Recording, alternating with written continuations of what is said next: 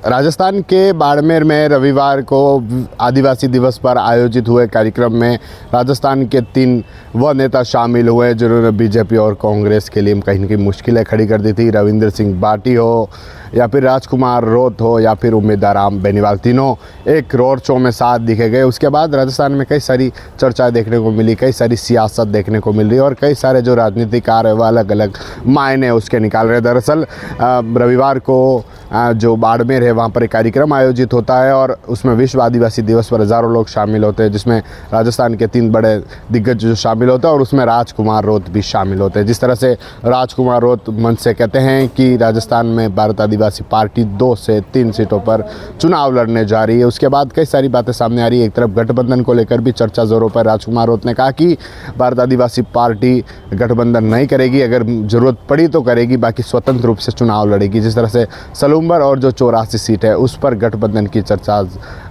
को लेकर भी अब कहें तो उस तरह से जो राजकुमार रोत का बयान आया उसके बाद अब कहीं के विराम लगता हुआ दिखाई दे रहा। 84 वह सीट है जहाँ पर राजकुमार रोत खुद वहाँ पर विधायक रहे हैं, वहाँ की राजनीति उसी विधानसभा से शुरू हुई है। उसके बाद जो सलूम्बर सीट वहाँ पर भी एक भारत आदिवासी पार्टी का वर्चस्व जो है वह देखने को मिला है विधानसभा चुनाव में। उसके बाद अब राजकुमार रोत ने कह दिया है कि 2 से 3 सीटें, हालांकि 2 सीटें 84 और सलूम्बर हो सकती है, तीसरी सीट कौन सी होगी यह तो आने वाला समय तय करेगा। क्या गठबंधन होता है तो कौन सी सीट पर होता है या फिर पार्टी किस कैंडिडेट को देखती है, गठबंधन को लेकर देखा जाता है, यह आने वाला समय तय करेगा। लेकिन 84 सीट जहाँ पर राजकुमार रोत लगातार विधायक रहे हैं, उस सीट पर जीतने के बाद सांसद बने बांसवाड़ा से और अब वहाँ पर चुनाव है, वहाँ पर भी कई सारे दावेदार हैं जो देखने को मिल रहे हैं। दूसरी तरफ सलूम्बर जहाँ पर भारत आदिवासी पार्टी पहली बार चुनाव लड़ती है और 25% वोट शेयरिंग करती है, उसके बाद अब वहाँ पर भी घमासान जैसी स्थितियाँ हैं, वहाँ पर भी कैंडिडेट उतारने की तैयारी है। और दूसरी तरफ गठबंधन को लेकर भी उनका मैसेज है कि ज़रूरत होगी, बाकी स्वतंत्र रूप से चुनाव लड़ेंगे। यानी साफ तौर पर कह दिया है कि सलूम्बर और 84 पर गठबंधन होना मुश्किल है।